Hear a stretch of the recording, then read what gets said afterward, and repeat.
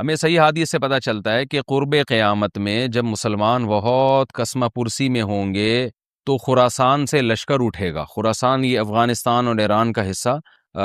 اس علاقے کو نبی صلی اللہ علیہ وسلم کے دور میں خراسان کہا جاتا ہے، جس میں قندھار بھی آتا ہے، ایران کا بھی حصہ آتا ہے اس میں. تو یہاں سے لشکر اٹھے گا، مجاہدین لڑیں گے بہت بڑی تعداد میں، دنیا میں جہاد ہوگا کیونکہ مسلمان ظلم کی چکی میں پس کے تنگ آ چکے ہوں گے، اور لڑتے لڑتے حدیث میں آتا ہے اتنی بڑی بڑی لڑائیاں ہوں گی کہ 1/3 مسلمان شہید ہو جائیں گے اس میں، 1/3 مجاہدین جو لڑنے والے ہوں گے، اور 1/3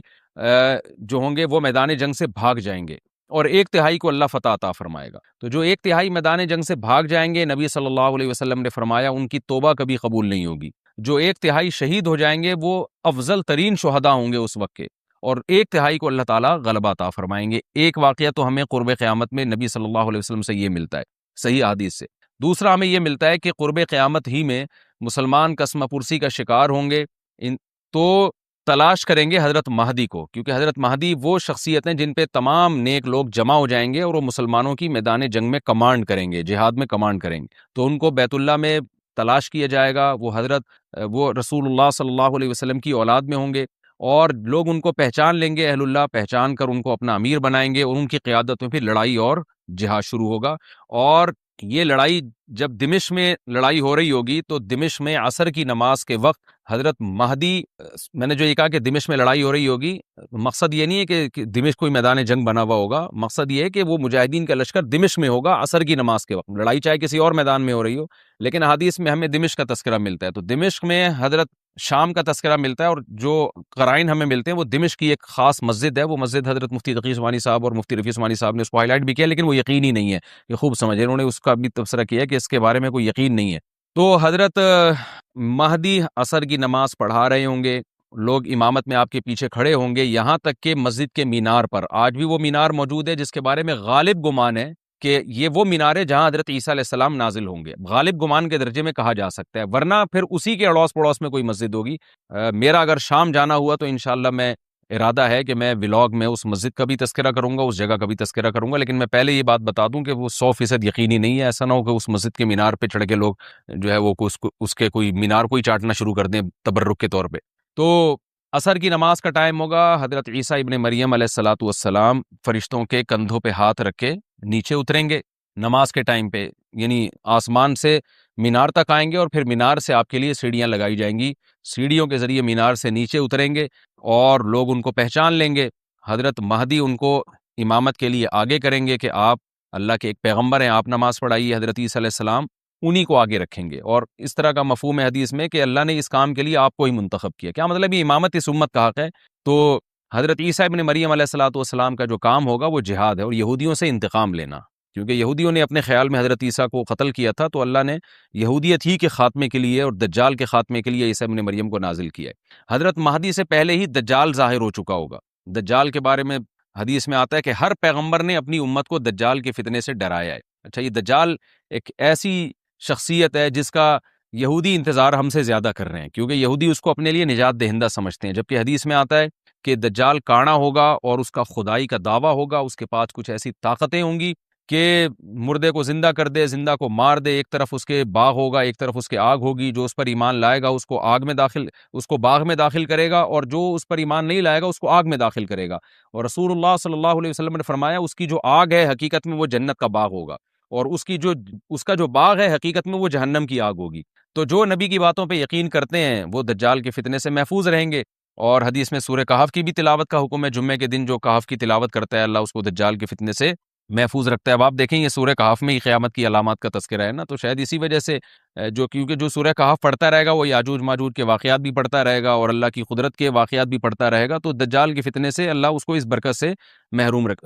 بچا کے رکھیں گے، فتنے سے محفوظ رکھیں گے. تو وہ ایسی طاقتیں دکھائے گا، بے وقوف لوگ اس پہ ایمان لے آئیں گے. حدیث میں آتا ہے کہ کانا کبھی بھی خدا نہیں ہو سکتا، یعنی اس کی تو ایک آنکھ ہوگی نہیں، لیکن بے وقوف لوگ اس کے یہ کچھ ظاہری کمالات دیکھیں گے، یہ نہیں دیکھیں گے کہ یہ تو شکل بھی اس کی اچھی نہیں ہے، یعنی خدا کم از کم جمال والا ہوتا ہے نا، یہ تو ہے بھی کانا، اور اس کے بڑا بڑا کافر بھی لکھا ہوا ہوگا واضح طور پر، جس سے پتہ چلے گا. لیکن احمق اور بیوقوف لوگ جیسے روحانی عاملوں کے کچھ شعبدے دیکھ کر ان پہ سے متاثر ہو جاتے ہیں نا، روحانی عاملوں کے شعبدے دیکھ کے، تو ایسے ہی دجال کے شعبدے دیکھ کے متاثر ہوں گے. تو بہت لوگوں کو، خلقت کو، بہت بڑی امت کو گمراہ کرے گا دجال، اہل اللہ کو اللہ تعالیٰ اس کے فتنے سے محفوظ رکھے گا۔ پھر حضرت عیسیٰ ابن مریم جب نازل ہوں گے تو وہ دجال کو قتل کریں گے۔ حدیث میں آتا ہے کہ نیزے کے ذریعے گھوڑے پہ بیٹھ کے قتل کریں گے۔ علماء نے اس حدیث کا دو مطلب بیان کیے ہیں کہ یا تو اس کا مطلب یہی ہے کہ واقعی گھوڑے پہ بیٹھیں گے، نیزہ استعمال کریں گے، اور زمین جو ہے وہ اتنی پہلے اس سے جنگیں ہو چکی ہوں گی کہ لوگ دوبارہ تلواروں گھوڑوں کی طرف آ جائیں گے۔ اس بات کا امکان ہے،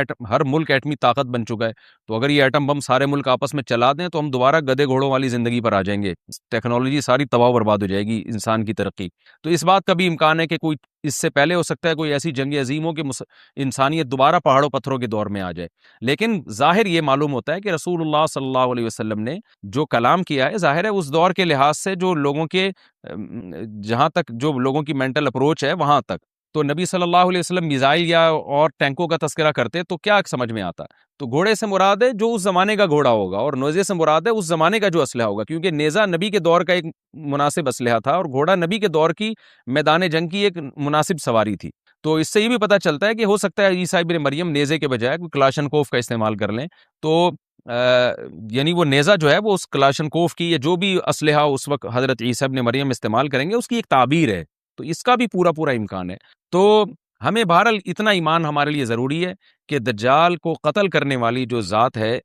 جو شخصیت ہے وہ عیسیٰ ابن مریم علیہ الصلاۃ والسلام ہے۔ تو حضرت عیسیٰ کے ذریعے اللہ تعالیٰ دجال کو قتل کریں گے، اور حضرت عیسیٰ کی قیادت میں زبردست جہاد ہوگا۔ حدیث میں آتا ہے کہ عیسیٰ ابن مریم اس دنیا کو امن سے بھر دیں گے، اتنا امن ہو جائے گا اور اتنی مالی فراوانی ہوگی، اتنی مالی، کیونکہ دنیا میں مال بہت ہے، ڈسٹریبیوشن صحیح نہیں ہے، جو تقسیم ہے نا مال کی وہ ظالمانہ ہے، جس کی وجہ سے غریب سے غریب تر ہے، امیر سے امیر تر ہے۔ حضرت عیسیٰ ابن مریم ایسا نظام قائم کریں گے کہ جس سے مال کی صحیح تقسیم ہو، اور لوگ اٹھیں گے، زکوٰۃ کا مستحق تلاش کریں گے، اور لوگوں کو زکوٰۃ کا مستحق نظر نہیں آئے گا، غریب تلاش کرنا مشکل ہو جائے گا۔ یعنی ایک آدمی، حدیث کے مفہوم ہے کہ زکوٰۃ لے کے گھومتا رہے گا اور اس کو کوئی غریب نہیں ملے گا، اتنی مالی فراوانی ہو جائے گی۔ پھر ترمذی کی روایت میں آتا ہے کہ اللہ کی طرف سے برکتیں ایسی نازل ہوں گی کہ بڑے بڑے انار پیدا ہوں گے، بڑے بڑے انگور پیدا ہوں گے، زمین اپنی برکتیں کھول دے گی، اور حضرت عیسیٰ علیہ السلام خنزیر کو بھی دنیا سے ختم کر دیں گے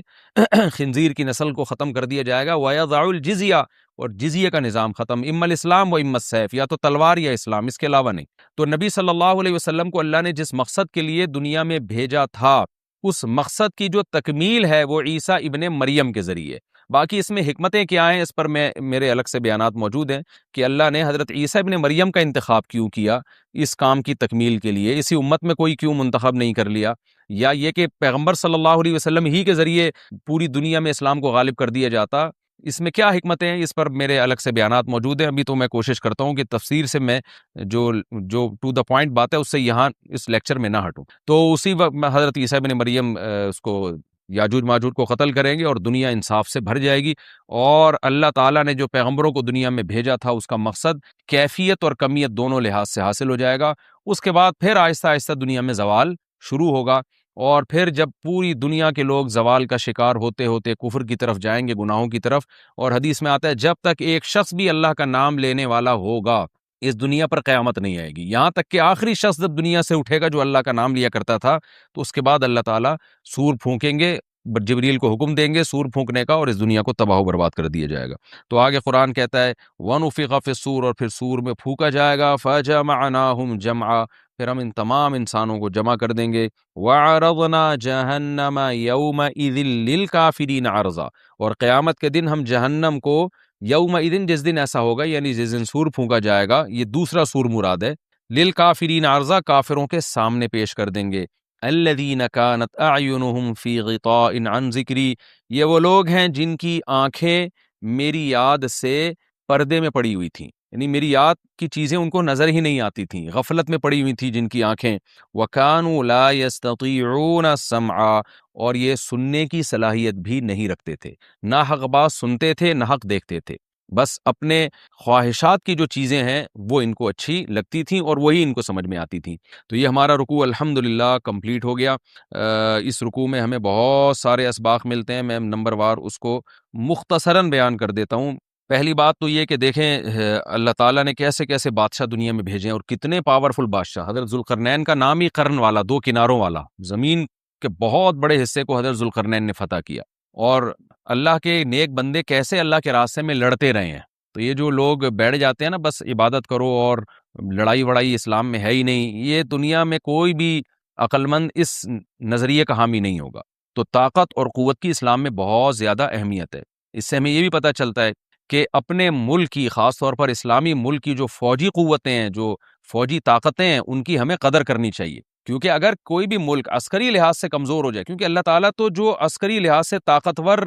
قومیں تھیں، اللہ نے ان کا کتنا تذکرہ کیا، ہاں وہ اللہ کے باغی نہ ہو۔ تو اسلامی ملک میں کوئی بھی اسلامی کنٹری ہے، چاہے سعودی عرب ہے، چاہے پاکستان ہے، چاہے ترکی ہے، کوئی بھی اسلامی کنٹری ہے، اس کی فوج کی قدر کرنی چاہیے، کیونکہ اسی کی وجہ سے ملک کا بارڈر محفوظ ہوتا ہے۔ اگر مسلمان عسکری لحاظ سے کمزور ہونا شروع ہو جائیں تو کافر ہمیں گاجر مولی کی طرح کاٹنا شروع کر دیں، اسلام دشمن قوتیں ہمیں کھا جائیں، ختم کر دیں ہمیں کھا کے۔ تو نیک قوتوں کو اپنی بقا کے لیے ہمیشہ سے ایک اسلحے کی اور طاقت کی ضرورت رہتی ہے، اس کی اہمیت اسلام میں بہت زیادہ ہے۔ موسیٰ علیہ الصلوۃ والسلام کے بعد کتنے بڑے بڑے جنگی کمانڈر پیدا ہوئے، ذوالقرنین کا اللہ نے کیسا تذکرہ کیا، ذوالقرنین کی عبادت کا کہیں بھی تذکرہ نہیں، حالانکہ وہ بڑے عبادت گزار بھی تھے۔ داؤد علیہ السلام کی عبادت کا تذکرہ بھی ہے، ان کی تلوار اور طاقت کا تذکرہ بھی ہے۔ تو اللہ تعالیٰ جہاں عبادت کا تذکرہ کرتے ہیں تو طاقت اور قوت کا بھی تذکرہ کرتے ہیں، اس سے عسکری لحاظ سے اپنے آپ کو مضبوط کرنے کی اہمیت کا ہمیں پتہ چلتا ہے کہ اسلام میں اس کی بڑی اہمیت ہے۔ کسی بھی اسلامی ملک کی فوج کا مورال کسی بھی لحاظ سے ڈاؤن نہیں ہونا چاہیے،